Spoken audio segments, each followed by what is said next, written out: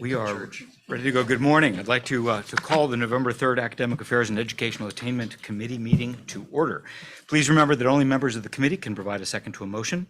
Live stream of the public meeting is available to the public on YouTube. Here's our order of business. Today, we're going to begin by talking about Northern Arizona University's revisions to the general election framework. The provost is here. Hello. Next, the committee will engage in a discussion with the universities and the board office regarding general election written assessment outcomes. The two following items will pertain to NAU's metrics. We'll be discussing both the institutional university metrics as well as university-wide metric targets and forecast measures. We will then hear from Arizona State University regarding their request for new academic organizational units, followed by the board office's request to review two board adoption policies. On that, and I think, welcome Provost Gonzalez, I think what we're going to try and do is talk about ASU West and Poly writ large, and then make a decision as to whether or not we're ready to move into the particular requests or not. But our first order of business is to approve the consent agenda. The committee has 4 items on consent, which include items 9 through 12. Regents have asked that item 10, the one I just indicated, regarding ASU's new degree requests be pulled from consent and will be discussed, and we'll be discussing that later. So I'd like to move that the committee forward to the full board for approval of items 9, 11, and 12 as listed on the consent agenda. Do I have a motion? So moved. Second? Second. Moved and seconded. All in favor signify with an aye. Aye. Any nays? Motion passes. Next, we're asked to approve the committee meeting minutes from September 15th, 2022. Are there any other questions, comments, amendments, concerns? Hearing none. I move that the committee approve the minutes from the September 15th, 2022 Academic Affairs and Educational Attainment Committee meeting. Is there a second? Second. Moved and seconded. All those in favor signify with an aye. Aye. Any opposed? Motion carries. Okay, next on our agenda is NAU's request that the board approve its revised general election program framework. What did I say? General election, yeah. I wonder why. We knew where your head was. Yeah. Maybe I've seen a commercial or two. I don't know. However, I would like to move that we adopt a general election framework. Accept the results, yeah. Okay, the revised framework will replace the framework that the board has previously approved, and I want to be clear about what has transpired. So we've had the pre-existing program. We adopted tentatively a framework. We are replacing the framework. The framework has not taken effect. So this is part of this iterative process that is now 3 or 4 years longstanding.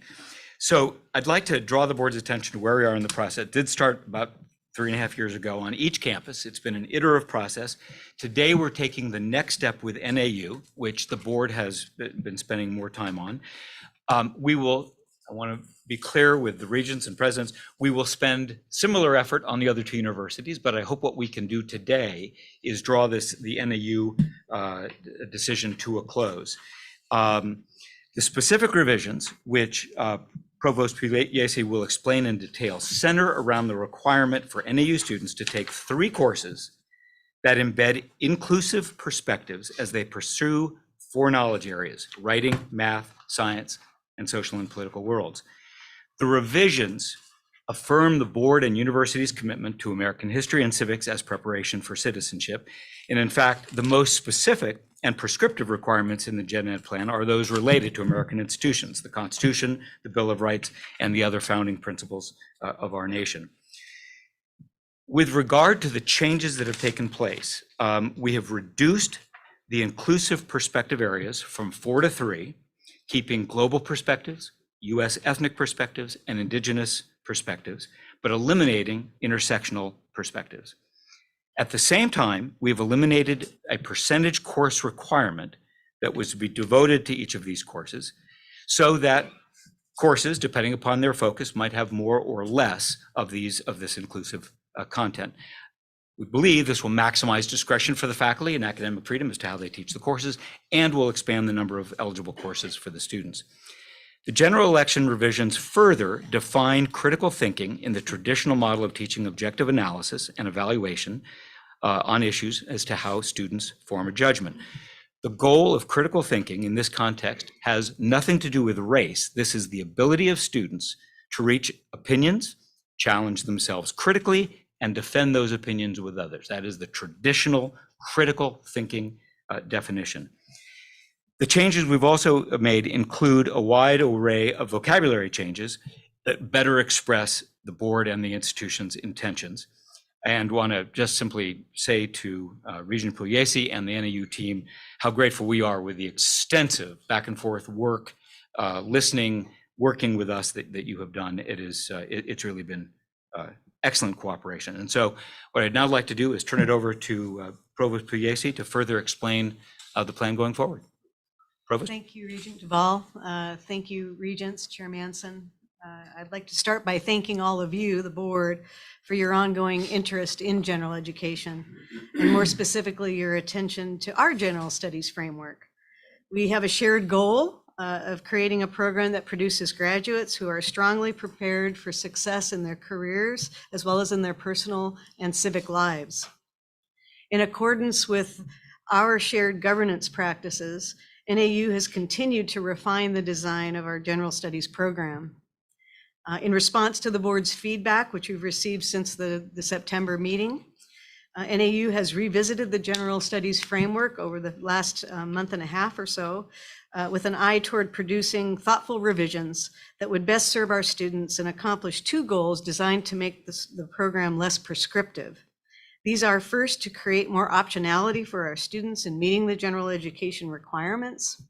Second, to create more discretion for our faculty in how they design and teach the courses that are a part of the program.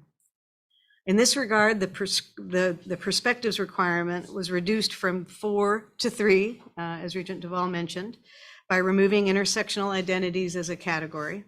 Second, courses approved as meeting the perspectives requirement will meaningfully address the corresponding content area as determined by faculty governance processes, rather than being held to a predetermined quantitative threshold. The framework we present to you today incorporates the following key modifications when compared to the previously tentatively approved framework. First, I would say that this new framework strengthens the knowledge area components of the program. And those include, as was mentioned, in addition to foundational study in writing and mathematics, American institutions, which we've embraced very robustly, social and political worlds, arts and humanities, and science. We also are ensuring that the students experience a range of our faculty's expertise that they bring to the teaching of the courses that are a part of the program. Third, we support student choice while supporting their momentum toward graduation. And I hope you will see that we more effectively articulate what our program is intended to accomplish for our graduates. NAU's program, as the program we're presenting you today, is strongly aligned with the board's general education policy and our high expectations for baccalaureate graduates.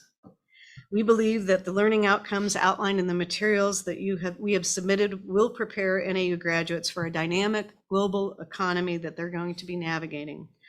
Our graduates will also have knowledge and capacities for effective civic engagement in support of our constitutional democracy and have positive impact on their communities. We're eager to move forward with the revised general studies program. With your approval, we'll continue to build out this framework and prepare for implementation in the fall of 2025. Thank you. Thank you, Provost. Hearing no questions, we'll move to the motion. Try and be funny. Yeah, We'll do a general election. yeah. Got to make up for that. All right. So, comments, questions from fellow regents? I suspect there may be a few. If you want, I'll begin. Please, Regent Urbo. When we started this thing, first round,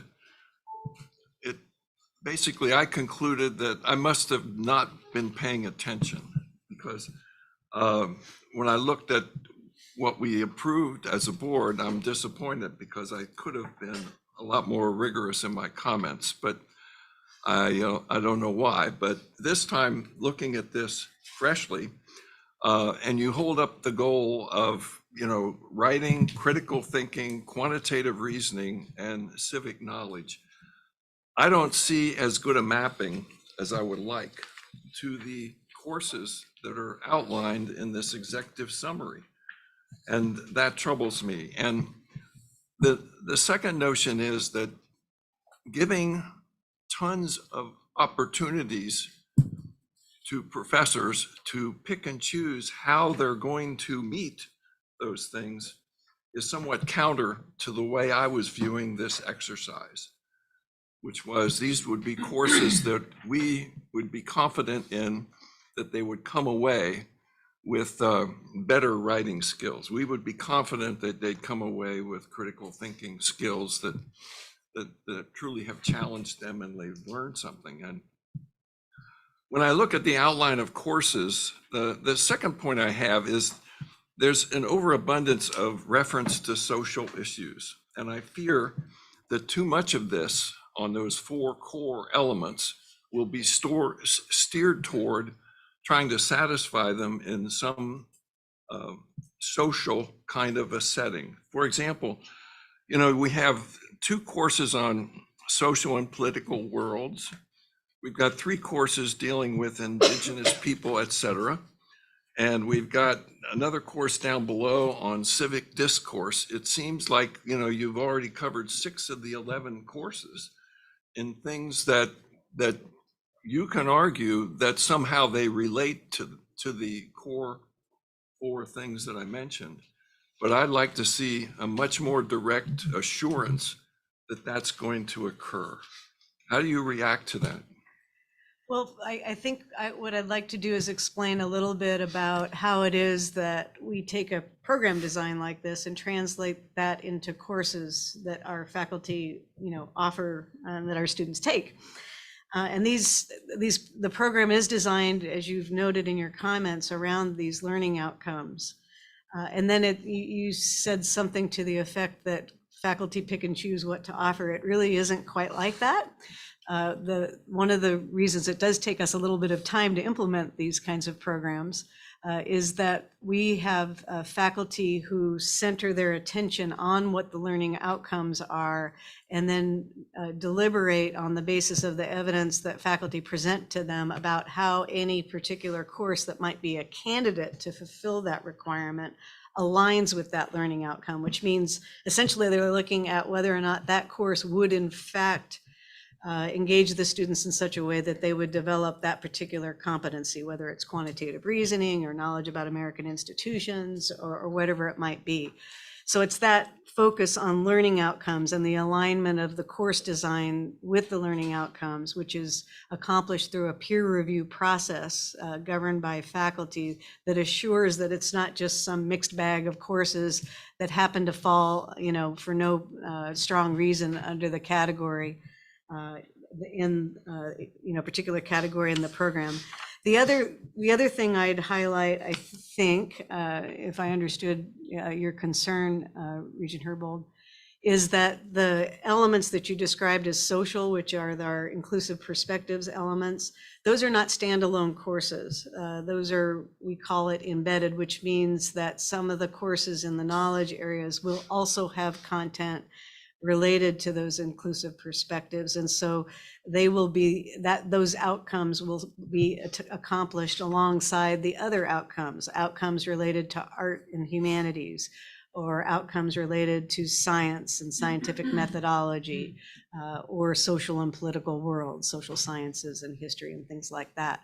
And the skills that we have centered on in this program, and you mentioned writing, so in our case we frame that in terms of civic discourse through writing, are stranded through all the courses. So students develop their writing competency not just in their foundation courses in their freshman year, but in a variety of the courses in the program that will also be teaching writing, along with quantitative reasoning, teamwork, and some of the other outcomes that we're seeking to achieve with the program. So it's a little bit more nuanced, I suppose you could say, than just, you know, placing courses in boxes, because there's those, you know, deep intersections of the different dimensions of learning. And that's an example of what sometimes is called integrative learning.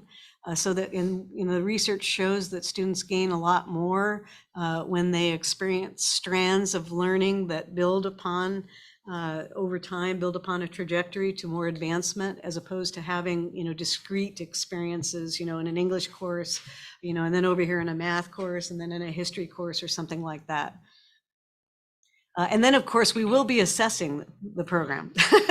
That's another important point to make, is that we're very committed to assessment. You're going to hear a little bit about an effort in a short bit here to assess one part of our current program, but we've had a long-standing commitment at NAU to assessing learning in our programs, and have even before the pilot assessment project you're going to hear about today. We have made efforts in the past to assess what our students gain from our general studies program by assessing outcomes in our capstone courses, or looking very specifically at skill areas like writing.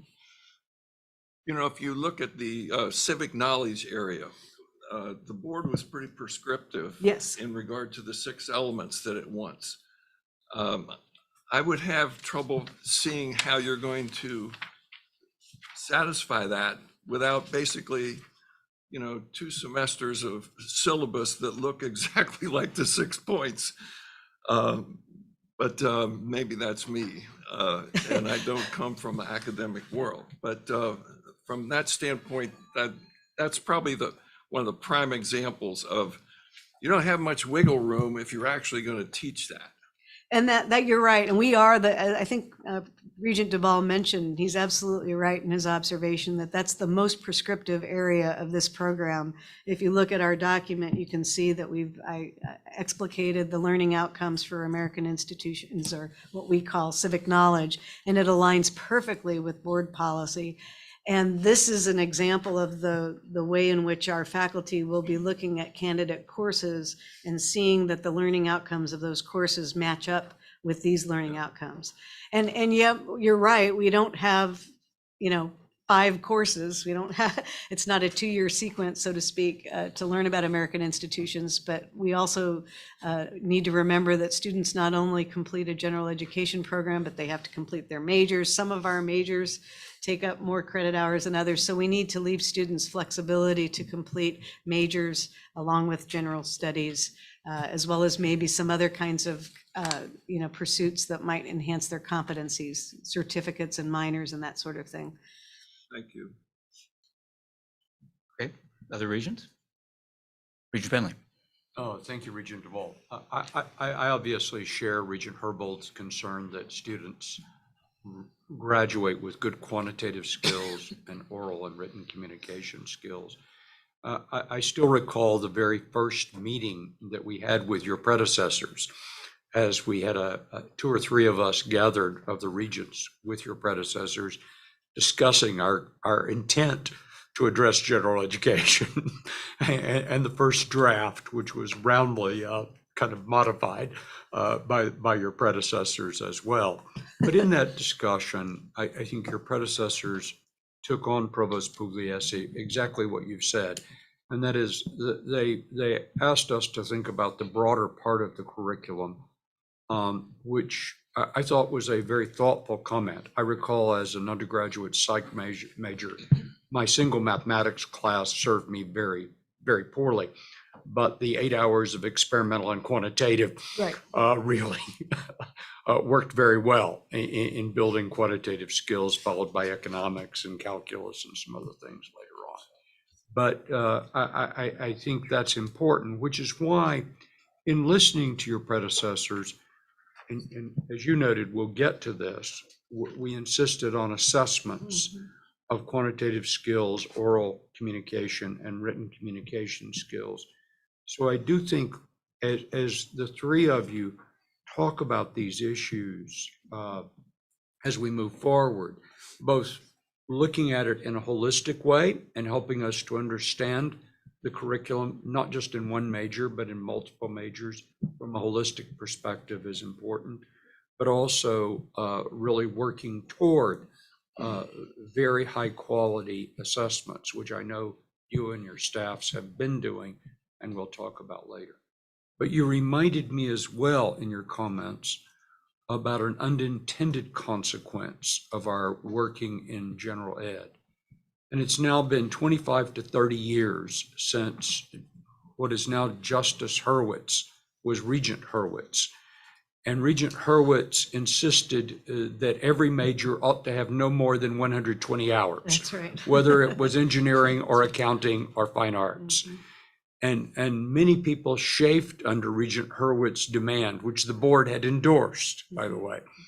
And there have been allowances in certain majors, like engineering, for example, to go beyond the 120 hours. But I hope my fellow regents and you and your successors will continue to recall why Regent Hurwitz really wanted us to constrain the total number of hours and not allow our focus on general education to result in an expansion of these majors, was because we want these students to graduate. And we know that no matter how much we believe they can learn in the time they're undergraduates here, we all know, having been undergraduates, that the learning only begins there. It extends much beyond that, and we hope until the end of our lives. So I would just caution my fellow board members to keep an eye on what you bring forward in numbers of hours in your majors, because we don't need Regent Hurwitz to return to us from his bench and remind us that that really was a good endeavor that he and the board undertook so many years ago. We're in complete agreement. It's really important that we not set out a path for our undergraduates that extends their studies beyond 4 years unless it's absolutely necessary. A couple of the only two areas where we really have that happening, and one is a little counterintuitive, is music education. And that's because people that are going to be teaching in school environments and music need to do voice, instruments and conducting and all the different areas. So that's our top credit hour major that was approved, a variance that was approved by this board previously. We've got our engineering back down to 120, and those that are going to be CPAs need to extend their study beyond the 120 in order to qualify to sit for the CPA exam. But that is, in fact, what it is that enables us to keep to an 8 semester, for regular pattern of enrollment course to the baccalaureate. Thank you for bringing that context in. That's really important. Thank you, Regent Finley. Regent Brewster. Regent Bell, thank you. Let's see. Not to throw a cliche, but the crossroads of the speed of business versus maybe the speed of academics. Yes. Fall of 2025, I think, is the target implementation timeframe. Can you give me, the room, a sense of, wow, why are we going to stretch this till the fall of 2025 when we sit here November of 2022? So I would love some I'd be happy to perspective try to on give you why. that. Yeah, there, I think Andrew said earlier something about logistics. There are logistics. Well, once we have an approval from you, and that's one thing, okay, so we're not at go yet. So once we have an approval from you to move forward with this program, then we have to get into this business, which speaks directly to what Regent Herbold was talking about, to assure that we have courses that are designed to fulfill these outcomes. Some of them are going to be adaptations of existing courses. Some of them will be new courses. And our faculty, in the context of, in our case, we have it structured in terms of 2 different curriculum committees, will literally have to be preparing materials to submit to the committees, and then the people that are on those committees will be reviewing them, and there's a little bit of back and forth. So there's this process of building. And then we have to be sure that we have the personnel and the courses in place sufficient to offer the capacity to enroll students at the time that they need those courses. And many of these courses are taken most prevalently in the first and second year.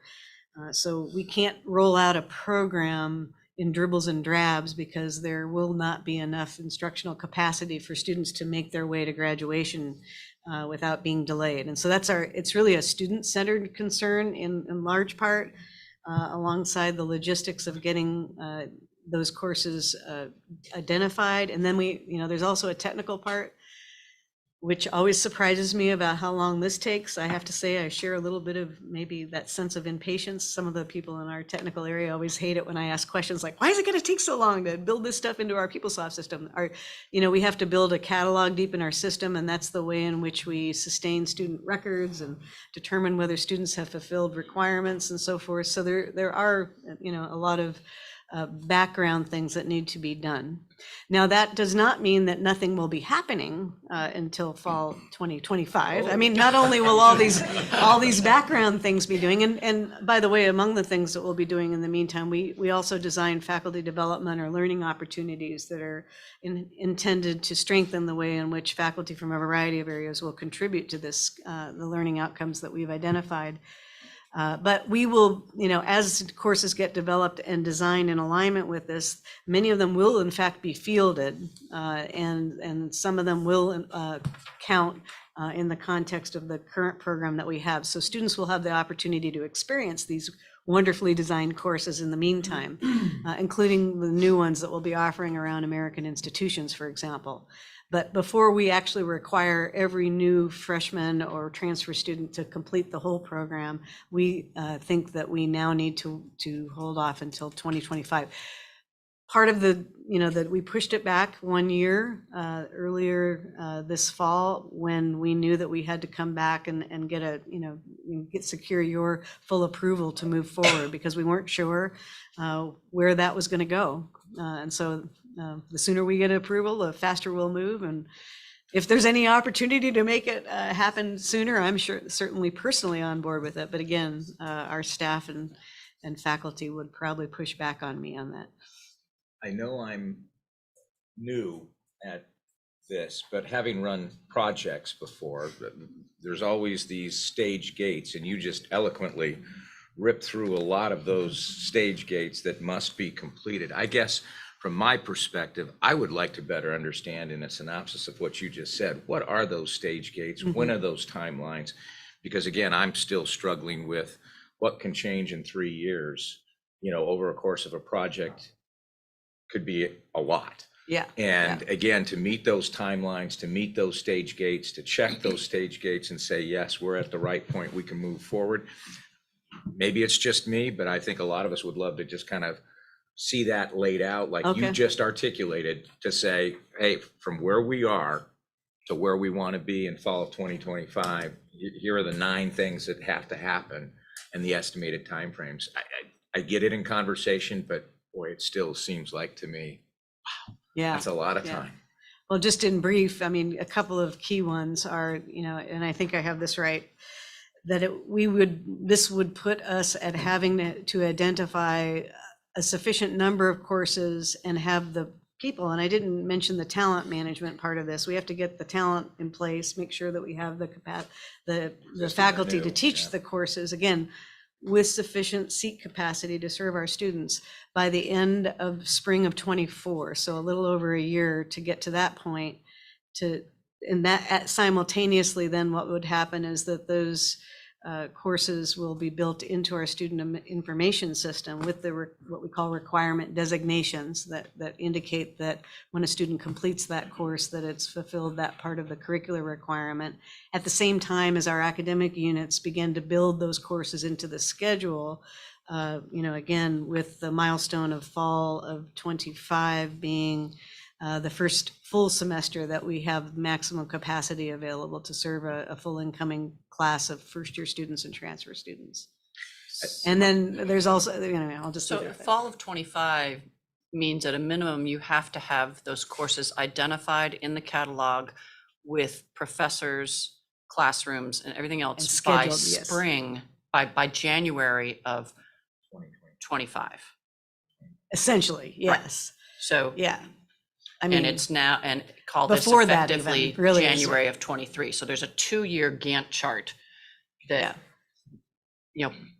And Chairman, the obvious reason is to not extend, not to miss. In that, it would be, as we went along, it would be, in my opinion, a real miss if we weren't ready by fall of 2025, and we are now fall of 2026. So with all the effort that has been put in by former regents and this process with your predecessor, we're moving, but if we were to go and say, boy, we missed it, we're going fall of 26, I would really feel something bad. So that's why I'm asking for that grant chart.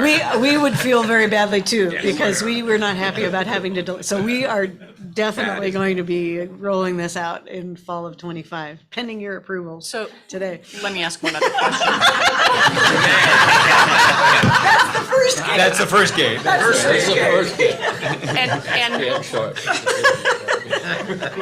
And you would only start this in the fall semester. So it's either, so there is no start the gen ed It doesn't new work program very in well spring. in terms of That's what I- patterns of students and enrollment. Right. Although again, there will be courses available for students to take. And students that enter, by the way, students that enter prior to that could at a later date elect to fulfill the requirement of the new program. There is a little bit of that piece going on Let as me follow well. up. So in other words, if a student takes a course which is then retroactively placed into a qualifying course, they can retroactively receive credit for it. So, Yeah, so yeah, so or an they can- enterprising yeah, student is paying They can shift to the attention. new program Uh-huh. by election, but we won't insist that they do that if they started under a prior program or our Uh-huh. current program. So it does give students some of that flexibility. Yeah. Thank you. Thank you. All right. Any other questions, comments from Regents? All right. Seeing none, but before doing so, Provost folks, I just want to make sure you're clear on January. You're in the barrel, right? And we're going to be looking at your crosswalks. Okay. Great. You've got a nice taste of what's to come. All good for January. Yeah, very good. This is an action item, so I move that the committee forward to the full board for approval of Northern Arizona University's revised general election program framework. Did I do it again? Wow, it's on my mind. Goodness. Revised general education program framework. Is there a second? Second. Moved and seconded. All in favor, say aye. Aye. Opposed, nay. Okay. The vote is recorded, all in favor with one nay. And thank you for that discussion, and thank you again for the extensive cooperation on this. I know this has been a slog. Thanks to and all of you. I think Very a much better, appreciate much it. better outcome. Now we're going to move as fast as possible. Yeah, there you go. Okay, for item 3, the committee will engage in a discussion with the universities and the board office regarding general education written assessment outcomes. To this matter, I would start by saying, this is important, this is the first university system to do this, correctly, am I right, in the United States. So this is good stuff. We're the pioneer in writing assessment, and so I want to turn this development over to Andrew Comrie. Andrew? Thank you, and good morning, Regents. As you heard, part of the approval of Gen Ed frameworks is that the Regents also required that they be assessed. So if we're going to have this general education, how do we know that students have learned what we promise they're going to learn? And therefore, the universities were tasked with coming up with assessment methods. And the first one of the 4 is for written communication. There's written communication up next. A year from now will be quantitative reasoning, and then critical thinking, and then civic knowledge. We are fortunate that today, I think all the provosts have got their general education experts with them. And so I'm just going to give a really brief intro here before handing it over to the provosts. I will say that as we assess Gen Ed, I almost wanted to say assess a general election. Actually, the written communication in the general election would be an interesting thing to assess, but that's another matter entirely. I will say that this is, I will say that this is, as you mentioned, a sort of a good news story. Not only do we believe this is the first public university system in the country to do a comprehensive assessment of all Gen Ed over multiple universities. But it's also a good news story because I think the findings of the assessment itself underline the fact that, in fact, our students are learning what we set them out to learn. And a reminder that these assessments were done this past spring as a snapshot of both incoming and more late academic career students at the same time. That, in fact, if you look at those late career students, short version is they largely can write. They get an average of 3 on a 4-point scale. So with that intro, I'm going to hand it off. Maybe we just sort of go down the line here, the universities in alphabetical order. to each university, just to take a couple of minutes to give you just a flavor of what's in there so that we can leave some time for questions. Yeah, I'd like to have my vice provost for undergraduate education, who's been Right. managing this, Ann Jones, come to the microphone for this. Thanks, Ann.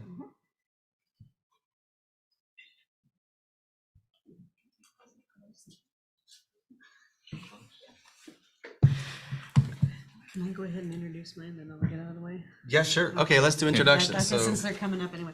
I also want to introduce two members of our team, our Associate Vice Provost for Curriculum and Assessment, Dr. Yvonne Luna, and the Director of our General Studies Program, Emily Manoni. Use my seat. And I'll introduce Professor Susan Miller, who is the Director of our General Education Program at the University of Arizona.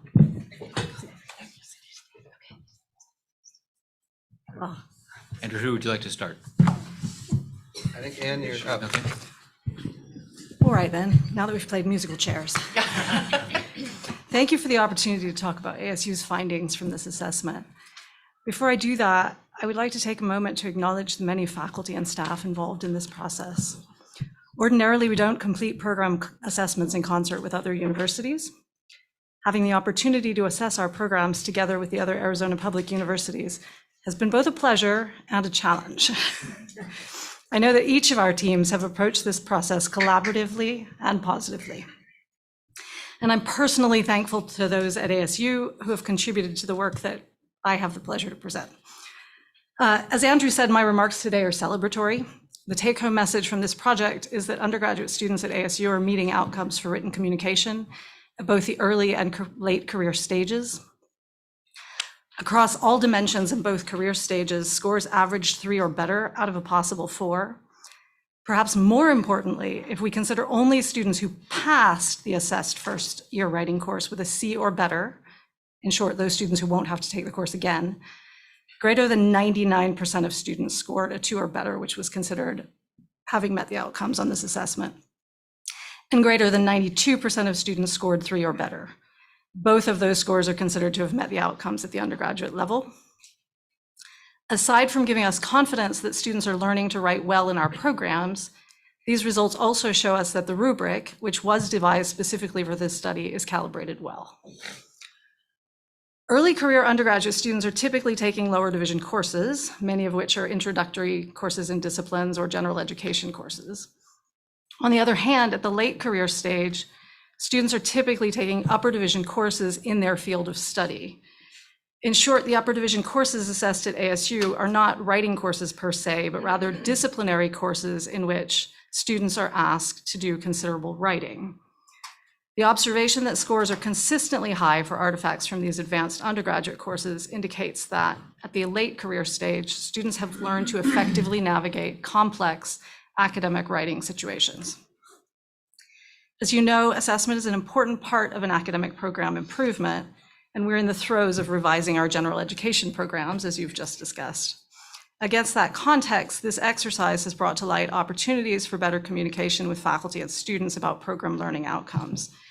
Here at ASU, we're using these results as a catalyst to enhance our assessment infrastructure and to build faculty communities of practice to support both general education and assessment. Thank you. Thank you. Should we just keep going down the line and Please then do. we can do questions afterwards? All right, Great, NAU, thank you're up. you. Good morning, Regent Duval, other regents. Thank you so much. NAU is so appreciative of your efforts and your support of our assessment efforts, the tri-university efforts in particular. At NAU, we've been assessing written communication for some time, dating back to 2009, 2010. Our former Liberal Studies Program Director took on this project, specifically of the Board of Regents. Last year, he worked with the Tri-University Group and with our former assessment director to design an assessment project. And then Emily Manoni, our new General Education Program Director, took over in July, and they completed the assessment project. So I'm going to let Emily really talk about the details of the assessment. Thank you, Yvonne. Good morning, Regents.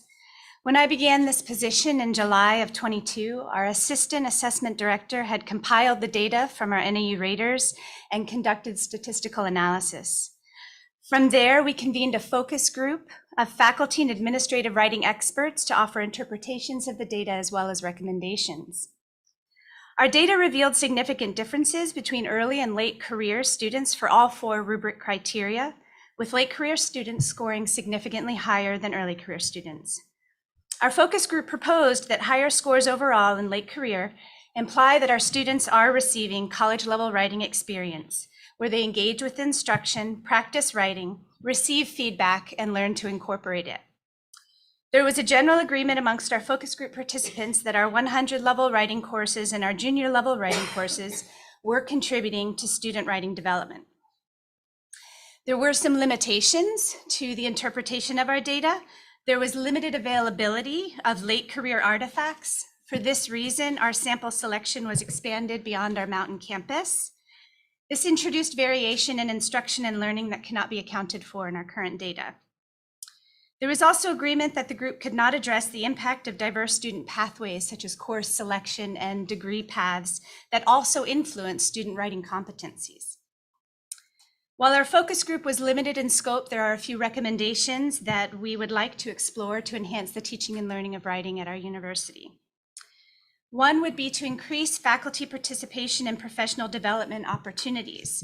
We offer a certificate in effective writing instruction through our interdisciplinary writing program. This would be a great place for us to start. Another recommendation was to incorporate writing requirements across all levels from 100 to 400 level courses so that writing skill development is more scaffolded across a student's undergraduate experience. We look forward to sharing our progress on these efforts when we present next year. Our 2 greatest takeaways from this endeavor have been that we have established a foundational structure for conducting such an assessment that we can now build upon and adapt as we move forward with future assessments. Our other great takeaway for our university is that we have established a baseline of data for written communication under our current general education program. When we conduct this assessment again in 4 years under our new general studies program, we will have some foundational data to compare to. Thank you, Regents, for your time and your investment in this innovative initiative. Thank you. Question, Regent Manson. Yes, thank you. So I have one question based on a comment that was made, and then I have a couple of questions just on the data. So you suggested that a 2 out of 4 was a passing grade on the, okay, I don't know any place. This goes back into my questions about the data themselves. And I don't know whether a 0.07 difference is statistically significant or not. So when you talked about this, everybody, we rounded the numbers and everybody was at a 3 out of a 4. But I just don't know whether, I don't know what's statistically significant. If you gave me, to the 100th decimal point, I'm assuming that any difference at that level is significant. Yes, no? I think with this being our first go around using this rubric and conducting this assessment, I don't know that we have established an agreement of what it would be considered accomplished for our students. And I think that's maybe the direction that you were going in. This is something that we're going to work on with our next assessment for quantitative reasoning, is trying to determine what would be a baseline achievement in the rubric that would tell us that our students are successful in this particular essential skill. Am I addressing your question? Well, so that's part of it. That addresses the 2 out of 4. Okay. There's nothing in life that I've experienced that 50% is a passing grade. So, Regent Manson, could I ask Susan Miller-Cochran maybe to sure. Comment directly on that? Do you want me to answer that I question? think so. That would be really helpful. Good. Okay. All right. Sure. So I'm the Executive Director of General Education at the University of Arizona. So the way that we had designed the rubric, we modeled it off of the rubric that was designed for written communication by AAC&U, the American Association of Colleges and Universities. And it's a system that they've used for assessment for, I think, about a decade, that's been proven to be reliable and valid. The way that rubric is designed, though, we can't really equate it with thinking about like a 50% on an exam. That's not really how we're norming our scorers to assess the writing samples that they're looking at. Instead, we give them a rubric, which I think is on page 4 of the report that we had attached online. The rubric outlines for the scorers what different elements or different dimensions of writing look like at different scores. And so for the purposes of what we were looking at, a 3 meets expectations in our curriculum. That's kind of the lowest common denominator that at the University of Arizona we were looking for our graduates. And then anything below that, if they're scoring in the 2 range or in the 1 range, that gives us a sense of what we need to be working on to move them up to the 3. But it's not, scoring a 2 would not really be that they're getting 50% accuracy in the same way. I'm not sure No, if but that it would helps. suggest to me that there are significant underperformances in one or more of those categories. Yeah, Which would then lead me to believe that that is a evaluation tool for you all for whether or not your writing classes are doing either writing classes or the writing that they are performing in the upper level classes is sufficiently addressing that skill set. Is that accurate? Absolutely, yeah. Okay. So this gives us feedback in general education and specifically in our writing classes to figure out what it is that we need to be working on. What do we need to do better? And we're thinking of this assessment as a way for the universities to be engaging in continuous improvement in what we're doing in general education. I hope that helps. That's helpful. So I guess then the next question is our rankings, ratings to the 100th statistically significant? I don't think that we can claim that at this point. So for my perspective, only give me what's statistically pertinent. The other thing that I didn't realize and which was explained to me was that this is not an apples to apples comparison. They are not writing this, they are not being required to do the same thing as a freshman. You know, it's not write an essay on a topic and as a senior write an essay on a topic. It's a how are you performing as a freshman based on freshman writing expectations, and how are you performing as a senior based on senior writing expectations? So when I initially looked at the data, I was like, well, there's been no improvement. In fact, matter of fact, some of these things have actually failed. You've gone down from, freshman to senior. That's not, so it's not an apples to apples comparison. I want to make sure that that in your evaluations, we have comparative data. I struggle with comparing, but somebody explained it to me during the briefing. It was like standardized tests. So a fourth grade reading test performance is based on the expectation of your ability to read in 4th grade. 7th grade is based on your expectation of your ability to read in 7th grade, whatever the grades are. Some of you are nodding yes, and some of you are nodding no. So I'll jump in. I have to say that when I saw the analysis and I, as was explained, came into this after a lot of the work had already been done, I think there are some important limitations that should be considered before we get into, overinterpretation of these quantitative results. You are absolutely right to point out the misalignment, I guess, of the level of precision of the reporting of the data out to 2 places to the right of the decimal when we're talking about an assessment based on the application of a rubric. Really, these are kind of what I would call ordinal data that gauge at levels, of group levels, I guess you could say. The other thing is you're also the apples to oranges thing. There's so many things here that haven't been calibrated. My understanding is that there wasn't a plan to actually calibrate across institutions how faculty were applying the rubric, and that didn't happen. So we don't have inter-rater reliability necessarily. Also, the artifacts, that is the writing samples that were used, are different across institutions. So even if they're both at the same career level, the freshman writing artifacts at University of Arizona versus Northern Arizona University are probably not the same ones. And so what does it mean when you apply the same rubric to different kinds of artifacts? And that is even exacerbated further at the senior or the late career level, when the writing artifacts came out of courses and majors and were all sorts of different things. You know, whether it was a course for someone taking a major in English versus engineering, you know, versus nursing or something like that. And then I just heard, I didn't know, you know, for example, the timing of when these were assessments were the artifacts, I guess, were sampled, especially at the baseline first year. Some of them were at the outset of the semester. That's what we did. And some of them were after they completed their English composition requirement, which it sounds like ASU did.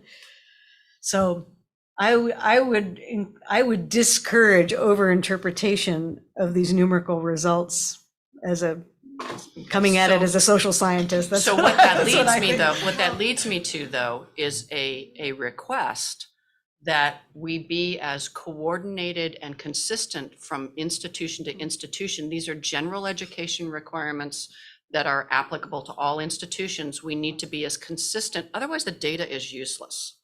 And we need to have, you know, comparator data that is equivalent across institutions and from beginning to end to make it useful. And I understand in this data, you know, we aren't testing freshmen from 4 years ago and the same cohort in seniors. It won't be until 4 years out that we actually have the capacity to test comparative cohorts. So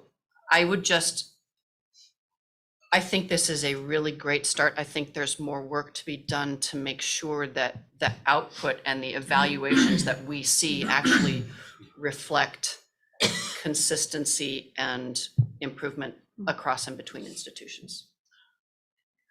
Everybody's nodding on that. I'm going to cut this one off because we're now 15 minutes over Sorry. and go to Region When Larry and I had our briefing, we came across, you know, with the need for one tool, not multiple tools in measuring this. And it's my understanding that in these numbers, a different tool was used for early career than the tool in the late career. No. No, Same that's rubric. not accurate. The Same same tool. rubric was used for early career and late career, and all three institutions used the same rubric. So there were no changes in the assessment tool that was used.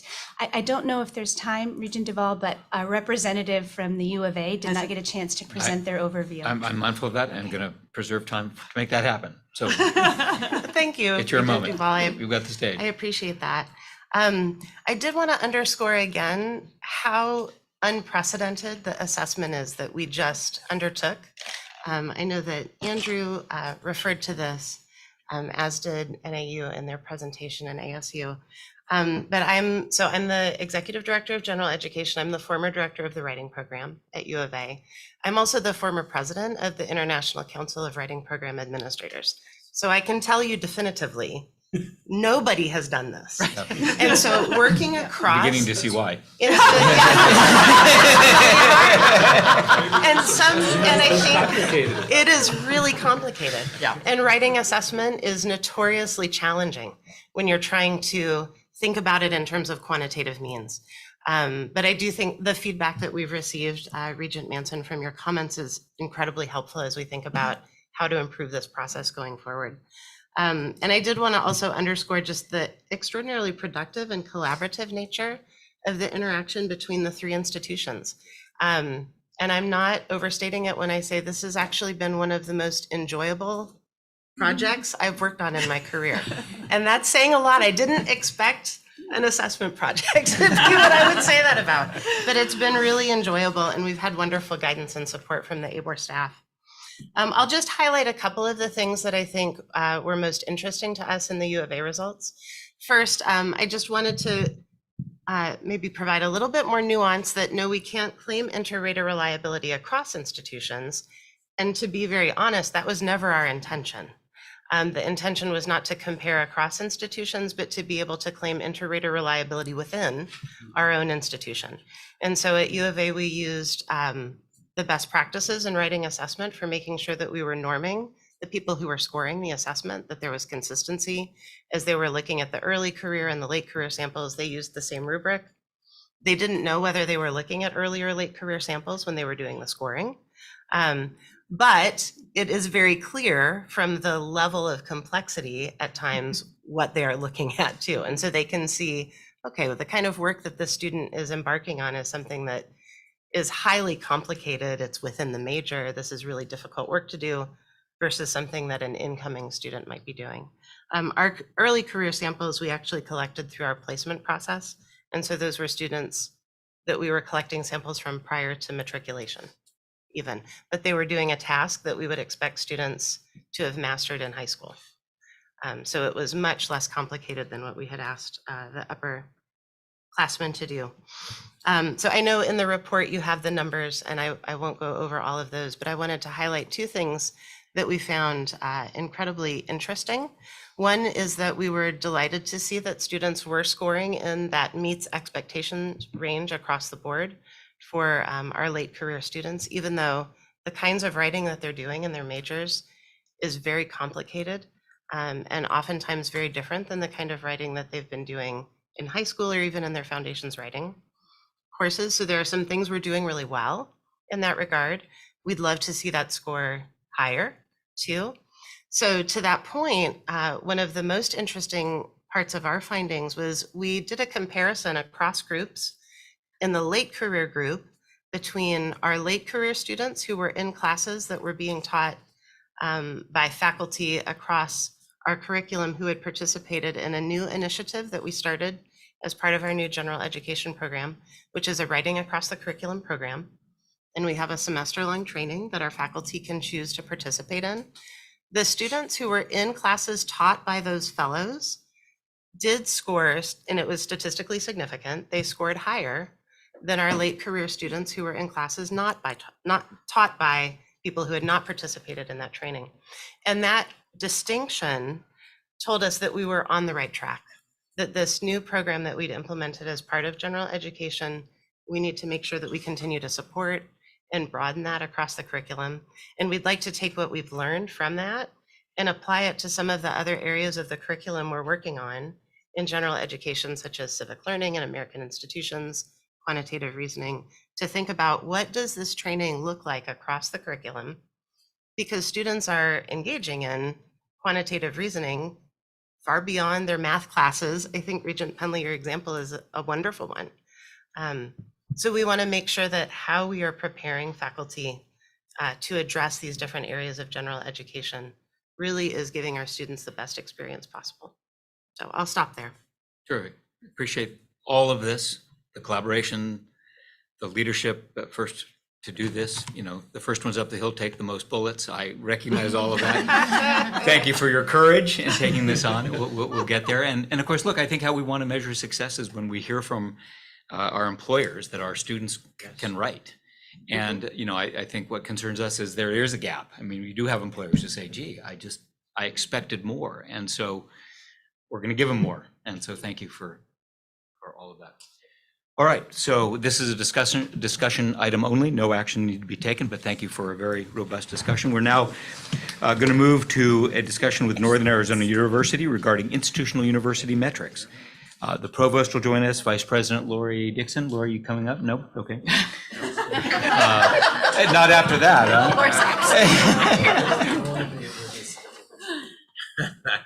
All right. So, Madam Provost, I turn it over to you to lead our presentation regarding metrics and how they align with your strategic roadmap. Thank you, Regent Duvall. I understand that there's interest in seeing a streamlined version of our metrics. And so I'm going to start with a question to all of you. I'm prepared to go through what you have in front of you in the board materials and perhaps explain how we could potentially streamline those and then focus on the smaller set of 13 metrics that we could be using for Northern Arizona University, or I can just proceed and then we can come back to that. Welcome your suggested approach. All right, well, how about if I do it as I go through? I'll just do Okay. it that way. Okay, thank you so much. I thank you for the opportunity to present NAU's proposed institutional metrics. We appreciate the dialogue we've had with regents and board staff over the past few months as we've developed these metrics. Your advice has helped us sharpen our focus and align with NAU and board goals. Inspired and energized by our new vision to be the nation's preeminent engine of opportunity, vehicle of upward mobility, and driver of social and economic impact, NAU proposes for your approval a slate of institutional metrics that will measure how we're delivering equitable post-secondary value to the students we serve from Arizona and beyond. NAU's institutional metrics measure how we expand opportunity, promote upward mobility, and generate positive and social and economic impact. NAU will expand opportunity by increasing access to excellent post-secondary education with a focus on locations and modalities beyond the historic center in Flagstaff and an enrollment mix that has a healthy balance of Arizona and non-Arizona resident students. Our total enrollment measures are indicative of how we expand opportunity and drive increased post-secondary educational attainment at the undergraduate and graduate levels. The disaggregation of immersion enrollment for Flagstaff, statewide and online, reflects our approach of managing enrollment with an eye toward increasing attainment and reducing gaps in attainment for Arizonans, and meeting students in locations and modalities that best meet their needs, and at the same time calibrating Flagstaff campus enrollment to institutional and community capacities. Finally, non-Arizona resident students are an important part of our strategic enrollment mix that maximizes revenues to support our statewide program expansions and partnerships that will fuel opportunity and impact. In regard to mobility, we will increase access and, equally important, increase the success of Arizona resident students who attend NAU. Student momentum is key to our goal of propelling upward mobility. 1 year and 4 year persistence measures progress of our students in a way that complements traditional retention and graduation rates of a specific full-time cohort. The persistence measure captures all undergraduates, full and part-time, that have varied trajectories and momentum to graduation. First-year persistence is indicative of how NAU supports the start of a student journey to a post-secondary degree. 4-year persistence will reflect the rate of 4-year graduation or continuing progress to degree. The disaggregation will measure how we're delivering on our commitment to serve students who have historically experienced barriers resulting in lower educational attainment. Students that come from households with less than $65,000 income, reflecting approximately 1 in 2 every Arizona family, Hispanic students, and Native American students. Through our institutional commitment to student success, we will deliver excellent degree programs with the goal of uniformly high rates of educational progress and attainment among our students. We also propose in our expanded metrics to measure Arizona non-resident persistence in order to ensure that we're delivering value to all students that we serve. 2 of our proposed metrics will measure the impact NAU has on Arizona's economy and on upward economic and social mobility of our graduates. Our first impact metric centers on NAU's efforts to meet Arizona's workforce needs. We will increase the number of highly qualified graduates in NAU's programs of distinctive excellence that are supported by the New Economy Initiative and by the Arizona Teachers Academy. Those are degrees awarded in allied healthcare and behavioral health, teacher preparation programs, forestry, land management, and law enforcement ranger training programs. We also will look at the percent of graduates in these fields who are employed in Arizona 2 years after graduation for at least 1 full year. Our goal is to strengthen post-graduation outcomes. Among them is upward economic mobility. NAU will increase our position on a national economic mobility index. Institutions using this index are tiered and ranked based on a measure of mobility that is indicative of student return on educational investment, with a focus on those who stand to gain the most from a college degree, those that are Pell eligible, low-income students. The Economic Mobility Index is based on a price to earnings premium ratio weighted by the proportion of graduates who are Pell eligible. It indicates how much gains on earnings for graduates compared to high school graduates, that is the premium, benefit lower income students who have farther to move in terms of socioeconomic position. These institutional metrics alongside our Elevating Excellence Plan will be key guiding frameworks for NAU going forward. We look forward to working with you and board staff to set targets for these metrics. If we were to streamline them, we have considered how we could reduce the number of metrics by eliminating some of the disaggregation components. In the case of the first set of metrics that are identified as increasing access to excellence, we would retain all those disaggregations because we think that's important for showing what the different mix of enrollment is across our different modalities and locations. In the case of the measures of persistence, we could eliminate the disaggregation focusing on Hispanic students as well as those focusing on Native American students. We would retain that which focuses on the students that are low income or from households with less than $65,000 income, as that is related to our initiative called Access to Excellence.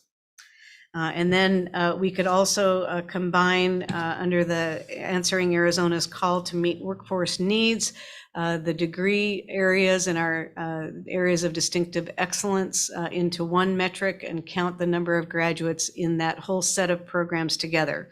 That would be our allied health, behavioral health, forest and land management, and teacher preparation, all in one metric. And then we could look at, again, a consolidated measure of the number of graduates from those fields that are working in Arizona 2 years after graduation. And that would leave us, if you would do the full consolidation, it would leave us with how many? 13. 13, okay, very good. Okay, questions from regents, comments? Yeah, my only comment was that my concern was with 21 metrics that we had a situation where everything became important, and that's hard to parse out. I would expect that you guys will be tracking all of these Yes, things of individually, course. internally, and will utilize them to determine whether or not programs are doing what you want to do. But I think as far as the board is concerned, the higher level presents a better opportunity for us to stay a little bit out of the weeds and measure things that are a little larger. And so I appreciate that. Yeah, that's why. I guess I have one question. I'm mindful of time, so just a brief sort of note. To what extent, given that we've looked at the enrollment numbers and that we sort of went through the decline, we've sort of flattened it, but the throughputs of that revenue loss are significant for the next 2 or 3 years. And many of these metrics and the aspiration around access are expensive, exciting, but expensive propositions. Don't know if you want to reflect on it today or whether or not we should, have this conversation in another context. But I do think, as excited as we are about the vision and mission and the metrics, the reality of that revenue loss and the pipeline that exists, the revenue loss of pipeline that exists, is a real thing. And so the balance sheet issues have got my full attention. Any way you want to reflect on that today or another time? Well, I was going to mention a little bit about this in the discussion of the enterprise metrics and the forecasts, and we have our CFO here too. But I'll get out here and say that, the way you're absolutely right, that we are pursuing a very ambitious agenda with constraints in relation to resources, and we're certainly very dedicated to holding the line on tuition and fees for students.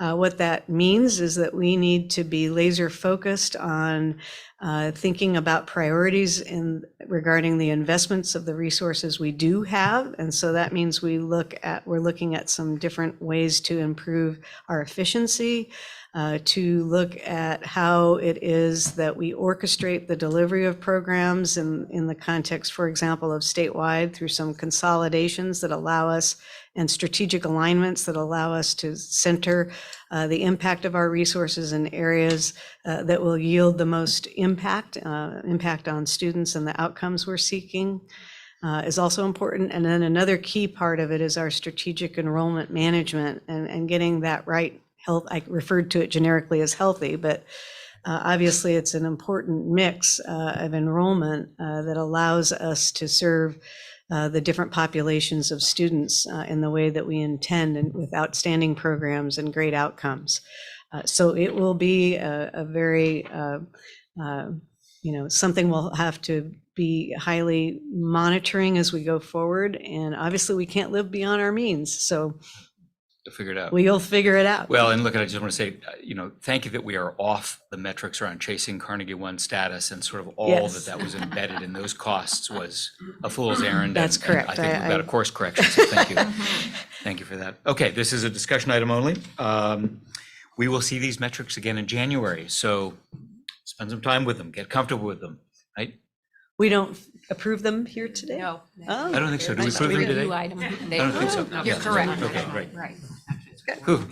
No, this is just a stage gate, Madam. Okay. I was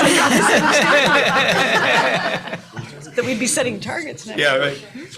Okay, we will continue the discussion with NIU. We will move to enterprise-wide metrics with the same team, and so let's proceed. Next Thank you, item. Regent Duval.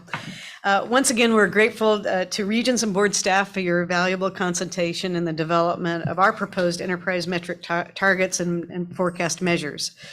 The targets and forecasts I'm presenting today on behalf of NAU were developed by a team of leaders from enrollment management, institutional research and analysis, student affairs, academic affairs, and our president's office. Credit goes to setting the course for NAU's performance over the next 3 to 5 years. I do have some members of this team online today who may be able to help answer questions and participate in the discussion after this presentation. NAU's strategic plan, Elevating Excellence, sets out an ambitious and differentiated path for NAU. It is our roadmap for the next several years. With this map to achieving our strategic vision as a guiding framework, our team developed NAU's enterprise-wide metric and forecast measures targets. The team analyzed institutional data in relation to projections of the impacts of operational and programming changes that we're making. Some of the changes and actions pursuant to Elevating Excellence were implemented in the current year. Others will come online in the next year or two. Most of our strategic actions will have effects that play out over several years. You've been briefed and provided documentation about a large number of metrics and forecasts we present for your approval. Today, I will highlight NAU's forecasts and metrics related to increasing attainment, enhancing efficiency and affordability, and research. Enrollment declines prior to and exacerbated by the COVID pandemic will have roll-through effects for the next few years, and these bound our targets and forecasts for enrollment and degrees awarded, as you were noting earlier, Regent Duval. NAU's efforts to broaden access and early gains in turning around this enrollment trend will take several years to be fully realized and reflected in our measures. We expect access to excellence, our admissions pilot, strategic redesign of statewide educational operations and programming, and the Arizona Attainment Alliance to drive positive trends for NAU enrollments, transfers from community colleges, and degrees awarded. NAU is prioritizing efforts to grow enrollment and impact on Arizona's educational attainment by developing a strong and strategically aligned portfolio of programs accessible around the state that will serve Arizona's workforce needs and enhance the economic vitality of communities. This includes the New Economy Initiative-supported program expansions in allied health, behavioral health, and forest and land management. Teacher preparation programs with scholarships through the Arizona Teachers Academy, the network of partnerships with community colleges through the Arizona Attainment Alliance that will enable the development of robust pathways to attainment of degrees that strengthen Arizona's economy and workforce. In regard to efficiency and affordability, NAU's commitment to being a leader in delivering post-secondary value means that we are laser focused on serving students effectively with the right programs and supports that enable them to progress to graduation with a degree that propels success in their career and economic mobility. We endeavor to provide excellence in academic programs and student services efficiently so that the outstanding opportunities the university has to offer are affordable and generate substantial returns on educational investments of students and their families.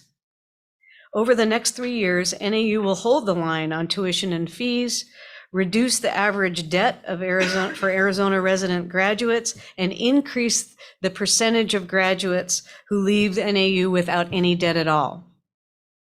NAU has reconfigured and invested further in programs and supports that ensure that students have a successful start to their undergraduate journey with us, either as first-year students or transfer. One significant change implemented this academic year was to suspend the College Success Program, which had some of our entering students enrolling part-time with Coconino Community College for an academic development experience. This change enlarged and broadened the spectrum of academic preparation of our first-year cohorts on the Flagstaff campus. The short-term effect of this change, we project to be a small decrease in the traditional first-year retention rate measure. The retention rate of the fall 22 cohort into fall 23 next year will be a starting point of a trajectory of increases we expect in years out beyond that. We have invested in targeted, multifaceted services for students with less academic preparation, including intensive advisement, learning and academic support, designed course enrollment to set up first semester students and optimally for academic success. NAU expects the yield on these investments and ongoing work of our faculty in the design of their courses and pedagogy that is informed by the scholarship of teaching and learning for us to return to and beyond the previous high marks we had achieved as a university in retention. Flowing from our target for retention, we project initially flat to slightly negative graduation rates, followed by a return to a positive trend in graduation rates that NAU has been recognized for. I will remind you that in 2020, NAU received the APLU Degree Completion Award for our success in increasing graduation rates over years. In the area of research, NAU's research investments will continue to yield growth in research and development expenditures as we move beyond the COVID pandemic-related disruptions. Over 3 years, we are targeting growth of research and development expenditures to exceed $71 million. This reflects a trajectory of modest and consistent growth, following on a period of more rapid growth between 2016 and 2019. Our performance in this area is sensitive to success or departures of key faculty and center directors. I'm pleased to report some very good news of late. Our team in the Center for Health Equity Research, led by our Regents Professor, Dr. Julie Baldwin, who was recently elected to the National Academy of Medicine, I might add, have secured a $21 million grant to renew the Southwest Health Equity Research Collaborative. This is an example of a large NAU research enterprise that deliberately pursues the synergies between research and undergraduate and graduate education. One example of many notable successes among our faculty researchers over the last year. This is also a great example of the way in which NAU's research enterprises address problems and issues that are relevant to local and regional communities throughout the state of Arizona. I thank you for the opportunity to describe how NAU foresees our performance relative to the Board of Regents enterprise metrics and strategic forecasts. I'm happy, along with our team of experts online and here in the audience, to answer any questions that you might have. Thank you. Questions, comments from Regents? Oh, good. Regent Penley, and I do want to say, Regent Penley and Regent Manson, I know you both over the last 2 years have spent an unbelievable amount of time on metric preparation, so thank you both, Regent. Thank you, Regent Duvall. I just want to laud NAU and you and President Cruz Rivera for what you're doing in taking those at-risk students that formerly went to Coconino College and fully integrating them into the NAU experience. I understand the risks of that. I understand the potential for decrement and the likely decrement in retention rates as a consequence of that action. But I believe that what you're doing is showing a real commitment to those students with a full intent to address the perhaps inadequacies that some of these students may have in being fully prepared as college students. So I laud you for what you're doing on that front. As I listen to kind of the overall focus, Provost Pugliese, of what you have, I hope what you will also focus on, and I'm going to look over there at my colleague, Regent Herbold, who has often commented on the importance of not only succeeding in all the other ways that you and President Cruz Rivera have described, but succeeding financially too. Because the action that you have taken is going to require that you address an increase in the financial kind of capability and capacity of the institution to really deploy resources that help these at-risk students. As I have been on this board and watched the education and general fund per student decline at NAU year after year after year since I've been on this board. On the one hand, you could say, well, gee, NAU is the most efficient university in Arizona and one of the most efficient universities in the country in its ability to teach students. On the other hand, one can look at that decline in that ratio and ask yourselves, how can you have a quality education for students if you're not putting the money into their experience?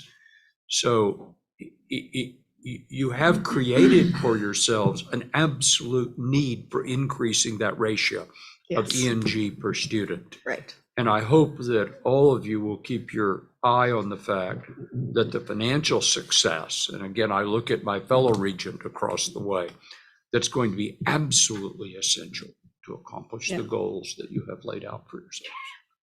Thank you, Regent Penley. I guess I just would like to say that one of the most important things that, among many that President Cruz Rivera has brought to us is a recalibration of how we invest our resources in a way that's aligned very strongly with this strategic agenda. We have indeed made investments already in faculty, in advising, in academic support, and those are going to be an important part of what you describe in terms of necessary investments to fulfill our commitment to serve a broader range of students, to create educational programs that will produce the outcomes in graduates so that they can be maximally successful.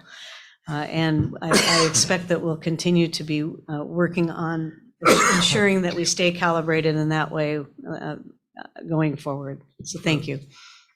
John Arnold was the first one to really point me to the ENG ratio. Chair Manson brought to my attention, I guess what I was not paying attention to, the way in which you were working with Coconino Community College.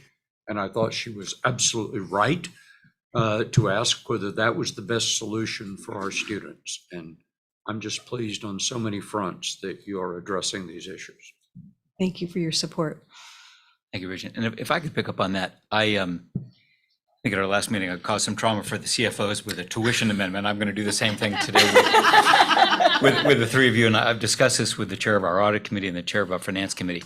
When we talk about our institutional efficiency, immediately most of our work product, most of the material goes to P3s, it goes to IT reform, it goes to the operational costs. We don't spend much time talking about how we measure academic efficiency. And I recognize that, small class sizes may be less efficient, but produce better results, that there are lots of sort of gradations in how we approach this. On the other hand, it is where the bulk of the money is. It is. And so I just want to prepare you that there are some conversations taking place, and we want to figure out how we use a future meeting of this committee to engage in a conversation about how we measure it, both because by every indication that we have a good story to tell. And in finding metrics and ways to talk about it, we want to tell it better. But we need a shared understanding of how we do that so that when we are asked about our waste and our bureaucratic costs and so forth, we have more robust, tested tools to make the argument more credible. So want to prepare you and tee that up, that's coming, and I think some of the other regions are enthusiastic about that as well. It takes a lot of nerve to launch what you're launching, because I think it's going to be very challenging, and I think you totally understand that. But here you are trying to do a better job at what I'll call at the lower end in terms of qualified students coming in, and that is super admirable and will be good for the world. But on the other hand, that puts tremendous burden to do extra things to make sure those students are qualified, and it also provides a horrific financial challenge, I believe. As you go through that tough task, you're going to have to change methods, and that is not always an easy thing to do for organizations, but you're going to have to do some unusual things to really achieve that, and that will be tough. So I would encourage you to think big in terms of the changes that you have to put in place in order to pull off this trick, because it's not easy. You're right. It won't be easy. But let me mention some assets that I think we have, that I think prepare us for that challenge and are auspicious for our success. One is all of this, anything we do is dependent on having a community of faculty and staff that are deeply committed, talented, and ready to do the work, and we've got that. And not only do we have that, but we have inspirational leadership. We have a board, who are supporting us in setting a course that, yes, points us toward pretty ambitious goals. I think things are lined up. I have all the confidence that I think I need that we can rise to this challenge, and we can together as a collective, with your collaboration, figure out how to do this in a way that is mindful again of cost, not for the reason of just being efficient for the sake of efficiency, but because obviously we don't want to put burden onto the students that we serve, who have in many cases limited means to pay. But I will tell you, our university is completely committed to talent development and the potential transformative impact of a university education. And if I might share just a little personal thing, is that I'm among the kinds of students, I'm a first generation student, I would not have been qualified to be admitted to any one of the Arizona universities as a young person.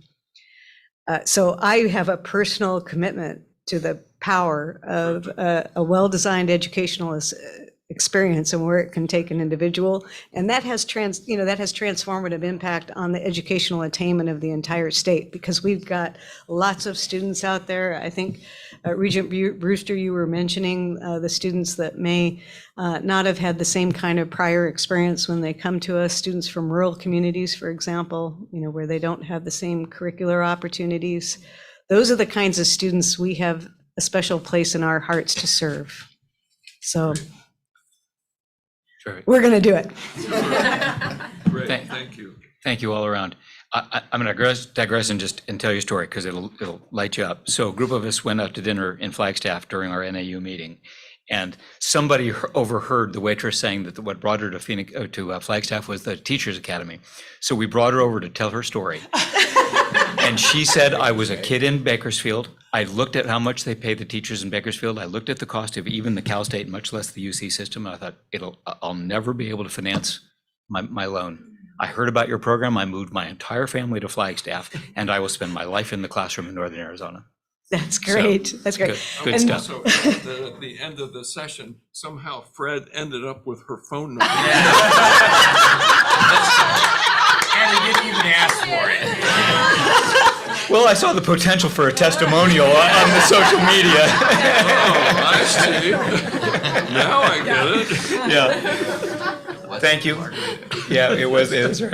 A double. So thank you. Great conversation. We will be back to these issues obviously in January, but we need to socialize them because these metrics really are our strategic tool to try and work with the institutions to find their unique paths in the ecosystem. So it's important work, if slow and hard, but thank you for all that. Thank you.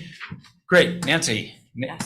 Provost Gonzalez. So we actually got to you on time, which I wanted to, because we've sort of changed our goals for the time we do, and I know you're aware of that. So we are here to talk about the organizational requests and the academic requests relative to ASU. But in the course of discussing those two things, Regents had a number of questions about ASU Poly and ASU West in the broader strategic design.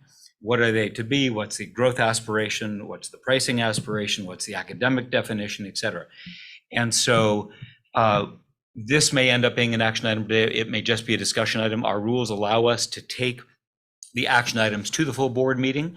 My hope would be that we can get you to yes on the original schedule, if not today. But I think the most important thing is to get the cart and the horse in the right order. So if we could talk about those two campuses writ large first, and then as time allows, we'll get into the particulars.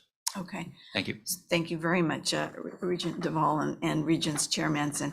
So I would like to present the broader strategy with the details, because I think they help to illustrate what that strategy is. So I appreciate the opportunity. As you know, we did submit 6 proposals for new academic organizational units at ASU. These 6 proposals are part of our plans to further expand our portfolio of offerings and in turn our enrollments on the West and Poly campuses. So my descriptions will help to illustrate this. So I appreciate the extra allotted time for the topic. 3 new schools are proposed on each of these 2 campuses, and we believe this is a winning strategy to reach our goal of 15,000 students enrolled on each of these campuses, and to better serve future Arizona students with increased opportunities for degree attainment and social mobility in ways that are responsive to and capitalize on industry and workforce transformations that are occurring nationally and in the state of Arizona. At ASU, schools are thematically, so I'm going to talk a little bit about what is a school, because I realize that not everybody always quite understands. So at ASU, schools are thematically organized interdisciplinary departments with their own leadership and governance that are responsible for the planning and implementation of curriculum, faculty hiring and mentoring, and research infrastructure. As an example, the College of Liberal Arts and Sciences here on the Tempe campus is comprised of 18 interdisciplinary schools or departments. And in fact, only 3 of those 18 schools has not undergone some transformation and reorganization in the past 2 decades. And in fact, we estimate there's probably been about 100 such reorganizations and new schools formed over the past 2 decades.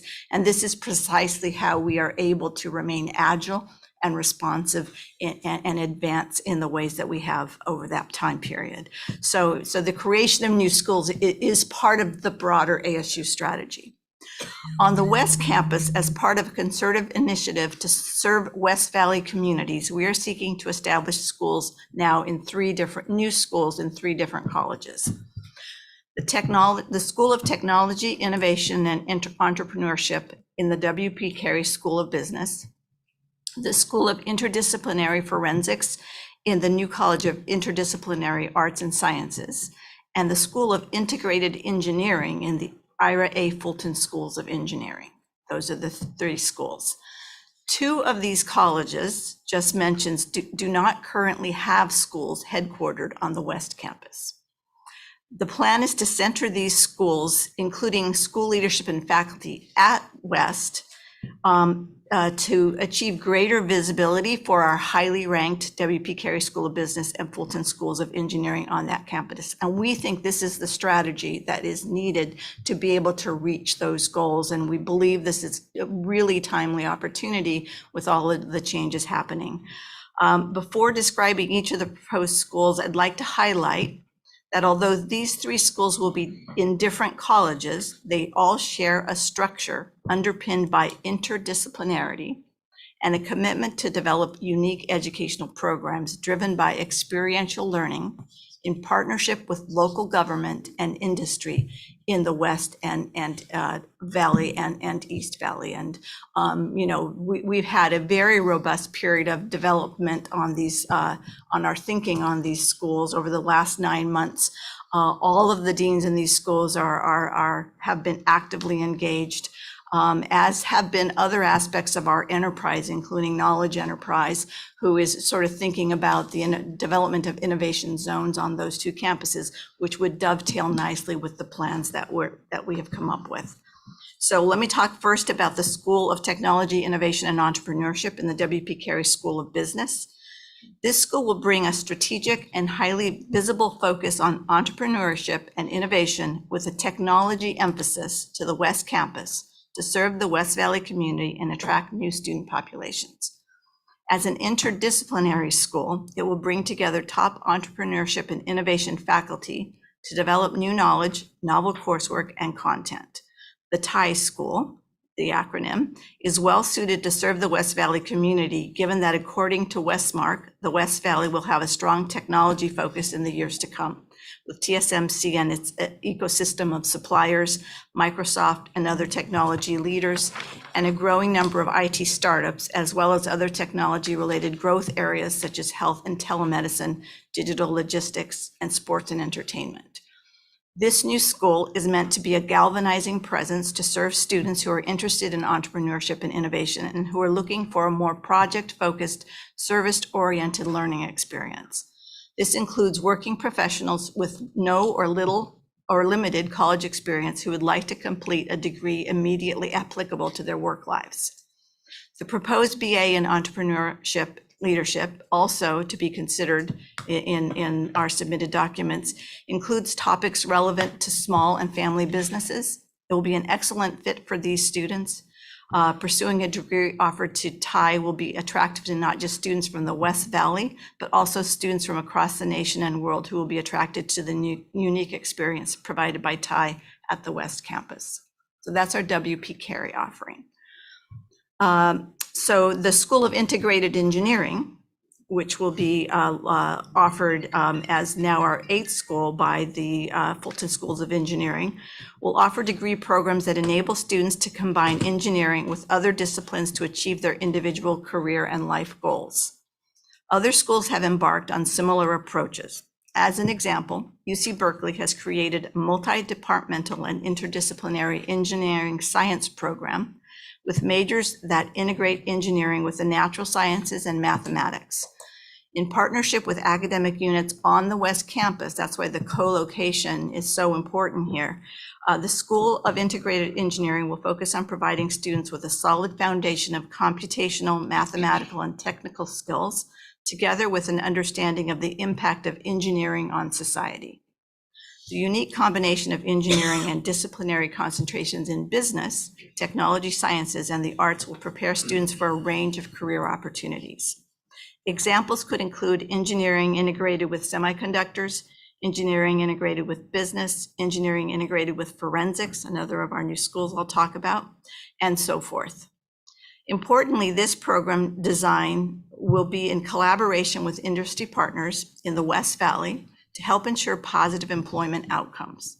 One of the key goals for the school and the programs that it will deliver is to attract students into engineering who might otherwise choose one of the other programs in the Fulton Schools of Engineering.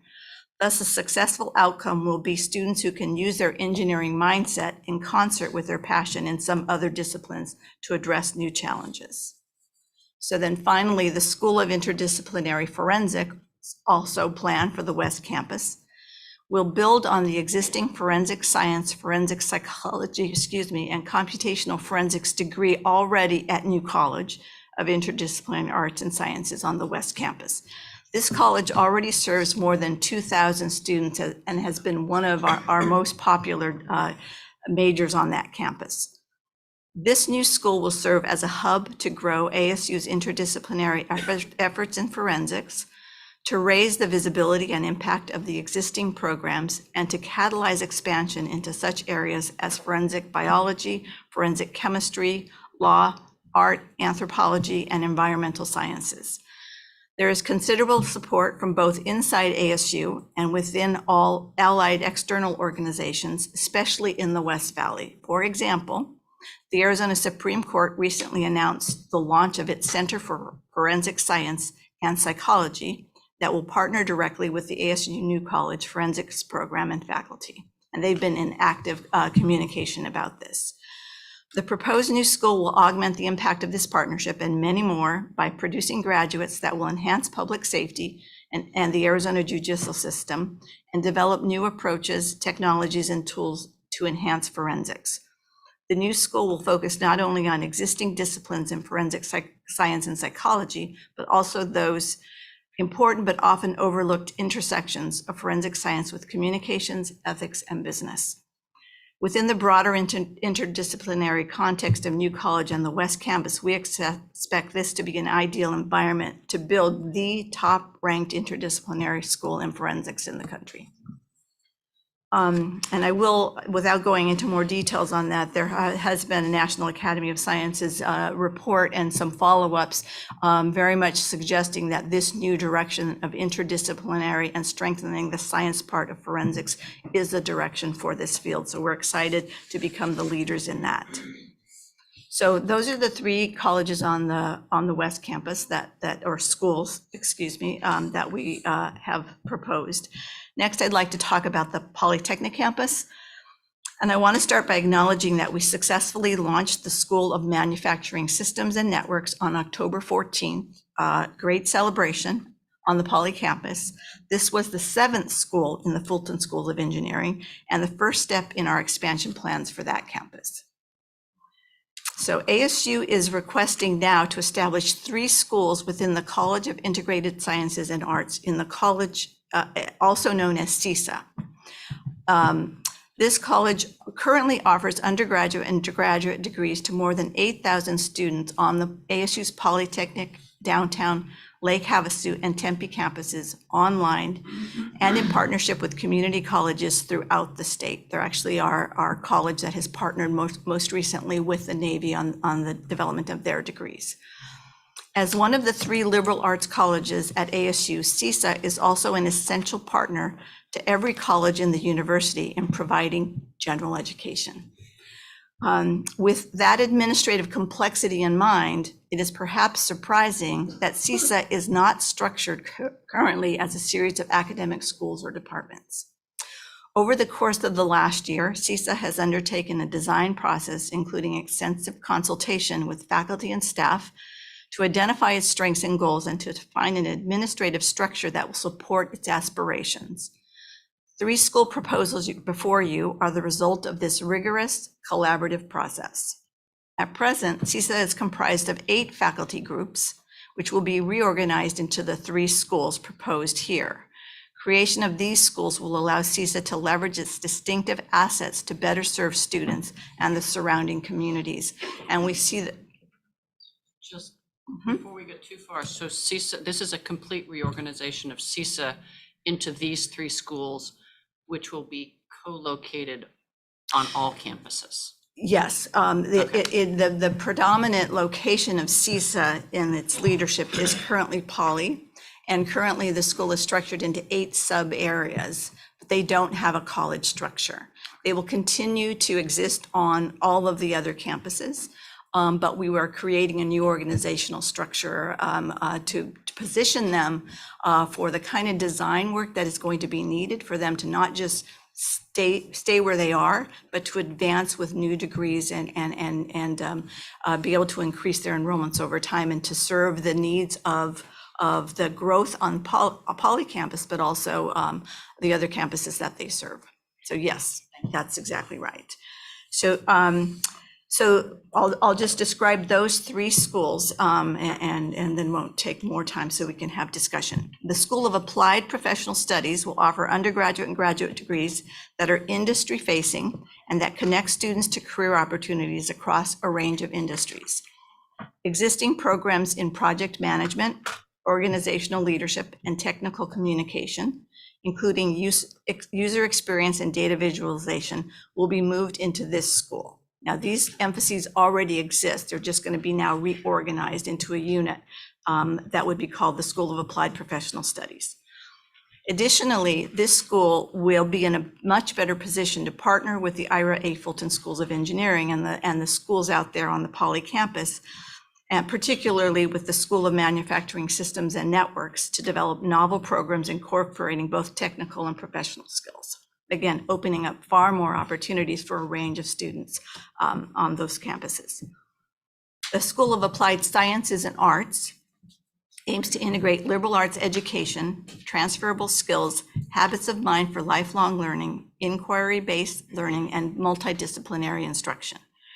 Current degrees that will be housed in this school include the fast-growing applied biological sciences and undergraduate and graduate degrees, applied physics, applied math, and the history of science, technology, and society, among others. In parallel to distinctive degree programs, this new school will offer general studies courses across the multiple campuses and online in the areas of English, math, communication, history, religion, philosophy, and political science, as they already do. And then finally, the School of Counseling and Counseling Psychology will build on existing undergraduate and graduate programs in counseling and counseling psychology to create educational opportunities in critical new areas such as substance abuse and addictions, sports performance and counseling, K-12 school counseling, military and veterans counseling, bilingual and bicultural counseling, neurodiversity, and first responders and de-escalation. So as you can see, this is a robust collection of proposals to create unique academic units to support students throughout the Valley and across a range of disciplines and career pathways. We are very excited about these plans because they will allow us to attract more Arizona students and provide more opportunities to degree attainment with programs that take into account the industry and workforce transformations that are occurring in the state. All of the deans have been actively involved, as I said, in the planning and designing of these schools. They've been working closely with within their existing colleges to strategize these plans over the past 9 months. We think we have a winning strategy that will allow us to move these two campuses forward. With that, I would be happy to take questions. Thank you, Professor Gonzalez. And I recognize we threw the curveball only a day or two ago. That was a pretty robust response, so thank you. Regent Brewster. Provost Gonzalez, looking through this, you made a comment that for the West Campus, you saw a 15,000, kind of a target of 15,000 incremental students. 15,000 total students is what we would like to get to. That's our goal. For over that time. campus in these disciplines, correct? Mhm. And I saw throughout the notes that it's a balance of both graduate and heavy undergraduate, but graduate degree programs, correct? It's yes, heavy undergraduate with plans to move into some graduate degrees. Okay. And then just with the Polytechnic focus, any kind of numbers relative to what would shift there or be there? Yeah, we're thinking similarly. Those are sort of our aspirations for both campuses overall. 15 at both. And is that a significant increase over where we are today? So on the West Campus, we're currently at 5. 5. Okay. All right. Thank you. Okay, good. This is a popular subject. I'll come to you in one second. Let me defer to Regents first. Regent Pacheco. Provost Gonzalez, how long will it take to get to 15,000, or what's your estimated timeline? Yeah, I mean, this will roll out over time. You know, we certainly, I think, have been thinking about where we would be in, 2026. So we're trying to launch programs that we think will really capture the interests of students. And, certainly I think for the first time, having Fulton Schools and WP Carey really have a strong presence. I will say that 12 of our 16 colleges have some programs on that campus. And this will increase the vitality of the campus and I think really address the types of degrees that we really see are those that are going to be growing in the future. And then what does it cost? I don't have a number for you, but certainly it will require new faculty to be hired. And I think, it will eventually, as we grow, we're going to need some facility investment. So those will be the biggest costs. Okay.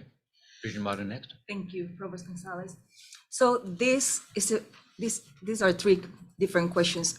Is this a response to shift on business requirement? Because you mentioned also that government and industry are part of this involvement. So are they involved on developing or giving the feedback besides, knowing that the shift is coming to different technology, different way of doing things? How is our industry partners are involved in this? If this is the case, and a government, because you mentioned a government partner there too. Yes, yeah. So we've had active discussions and that other aspects of the enterprise, particularly knowledge enterprise, have been very actively in discussion with industries who are interested in some form of partnership or co-location in innovation zones. And I'm not in a position to give names, but they have been informing our thinking about the direction and the kind of degrees that we might want to pursue as this builds out. Yeah, That's great to hear. Yeah. Thank you. Madam Chair. So I appreciate, the detail was helpful. It does not address, the only strategic sentence I heard in the whole thing was that you want to increase enrollment. That was the single strategic focus of this. I think there is a much broader discussion that needs to happen between ASU and the board about what the full strategy is for Poly Campus, West Campus. We've heard about West Campus being underutilized for years, and the idea that you want to increase enrollment is all well and good and moving schools there, but functionally, I'm not sure that I understand what the true strategic planning is behind moving schools there. And there's a piece of me that thinks, we talked about, could other schools come in and utilize some of that space? And all of a sudden we have plans to bring ASU programs, expanded to those locations. It may be that those are just a happenstance intersection, but I think there is a much larger discussion that needs to happen between the board and ASU about the strategy around the expansions at Poly and West than simply approving moving schools to those locations to increase enrollment. So I still feel like this is the cart before the horse. Dr. Dolan. Wait, let me introduce Dr. Dolan. Actually, Professor. Excuse me, Professor, President of the ASU Faculty Senate, as well as our faculty representative. I will say, actually, my questions were kind of answered, but if I may, strategically, the growth, especially on Poly, so I know the East Valley, is astounding. These students are needed. It's not just for the sake of a lot of people on the Poly campus. I know the last time you've driven east, but past the campus, Yeah. but there's the corridor there is just exploding. And they are coming to us and saying, we need, so if I may be so bold, say that's part of the strategy. Yeah, and I'm not suggesting that we don't need to increase. I just think we haven't had the strategic discussion about what we're doing with these assets and what's going on. Both ways. Let me ask a question about the type of students that are at West and at Polytech. My perception is they would be primarily Arizona residents. Is that an incorrect perception to carry around? I think that they would be predominantly Arizona residents, but I do also think that we are developing new enough and what we think are going to be appealing enough programs that it won't just be Arizona residents. We think it really will be a draw for people who want to come to Arizona, and then they see these as a type of degree that they're interested in pursuing. We think that it will also allow us to continue to serve with greater programs and build in the campuses where we have room for that, and more so than we do on the Tempe campus. So I imagine international students coming as well as out-of-state students, but predominantly Arizona. Yeah, that has financial implications because we lose money on those kind of students. So if you're going to have 15,000 on each of these, you face a major challenge. Regent Herbold, if I can, my question, if we're going from 5 to 10, and the majority of them would be in-state, all of a sudden you start doing the math on what we lose, on an in-state student. I also know that, existing resources shared across the campuses, so your cost may be muted to some degree or shared across.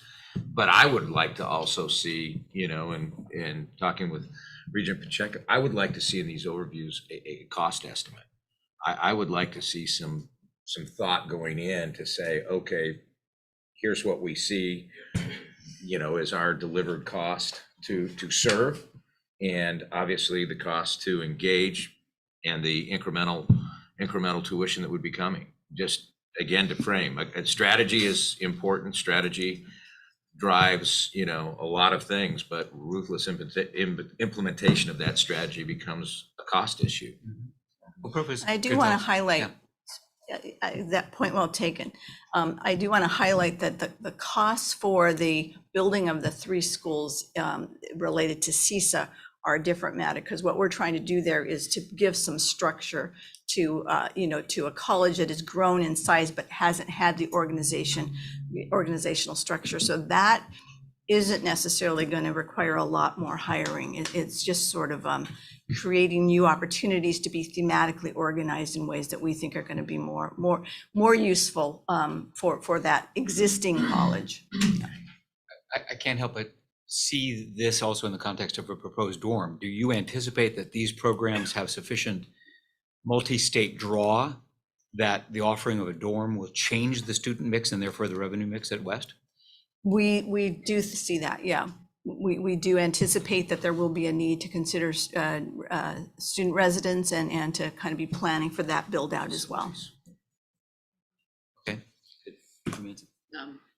Yeah, so I'm going to bring up another thing that has been in our past discussions, and this was, the need for that West really is a different population in a different place, currently is essentially a commuter school, and perhaps that would be a good location for a low cost option in the state, which we have talked about needing. I just feel like I think there are significant strategic discussions that need to be had about what these campuses are, what the plan is moving forward, and the board needs to be involved in those discussions prior to us being able to approve these kinds of changes and these programs. Comments or questions? All right, well, very good. Given the sentiment that's been expressed, Provost, I think what we'll do is not act. We'll treat this as a discussion item today. Use the time between now and the Tucson meeting to see whether or not we can sort of socialize this topic enough to a level that we can get this back on the agenda. It may not be a yes. It may require more time, but we'll obviously work with you to Sounds like, yes. move sounds this like forward more- as aggressive as possible, subject to the need that the board feels to have the necessary sort of strategic context for the particulars. All right, good, thank you. Thank you. All right, before the 3 provosts leave, if I can, one quick question before we move on. We pulled the Arizona transfer report off the agenda or into consent, but I did have a question about it. Creating ArizonaTransfer.com was sort of one of my proudest things of my old term back in the dark ages. It's obviously been a terrific engine, but it has flattened now for a couple of years. And I did want to just sort of get a quick take. Is that because community college enrollments are down and therefore transfers are down? Or do we have systemic barriers still in the system that are necessary for us to tackle in order to continue to grow the flow? I think that the biggest answer is that the enrollments have dropped so precipitously in the community college population that we're just not seeing the transfer over. Okay. I'm going to answer with both. We still know that we have hurdles that we are still working on actively. Deal with one thing and put it to the side, but then you look again and there's still more hurdles. And so yes, absolutely. Yes, and. Yeah, Yes. yes, and. Both things are still both things are influencing the numbers, Okay, and we're still working on it. yeah, good, thank you. All right, off to item 7. Thank you all for your time. Chad Sampson will be joining us to deal with item 7, which is a request for adoption of ABOR Policy 1-103.1, Regents Distinguished President Award Policy. Questions or comments from Regents? This might be a brief, short item. Any questions? We know what we've done here and what we're doing. Everybody good? Question. Okay. This is an action item. I move that the committee forward to the full board for first reading the proposed adoption of ABOR Policy 1-103 Regents Distinguished President Award Policy. Is there a second? Second. Moved and seconded. All in favor say aye. Aye. Opposed, nay. Motion passes. Item 8 is a request for adoption of ABOR Policy 4-403 Arizona Teacher Student Loan Program. Questions or comments from the committee? Regent Herbold. John, is this a program where the $426,000 gets split up into 3 pieces and goes to the universities? It's not us. Mr. Chair, Regent Herbold, no. This program is exclusively for private institutions. And so we administer it starting this year. That's the legislature gave it to us this last year. But Grand Canyon is the biggest beneficiary of this program, but we work with a number of private institutions to do this program. So essentially, we are administering funding for our competitors as opposed to trying to improve our own programs and bring them in here. That's good news and bad news. Any other comments or questions? This is a action item. Is there, I've moved it. Is there a second? Second. Thank you. Moved and seconded. All in favor say aye. Aye. Opposed, nay. Motion carries. Great. This concludes the Academic Affairs and Educational Attainment Committee. Chairman Pacheco will be taking over leading the Finance, Capital, and Resources Committee. I've burned up 3 extra minutes of your time. I apologize for that. I'll be speedy.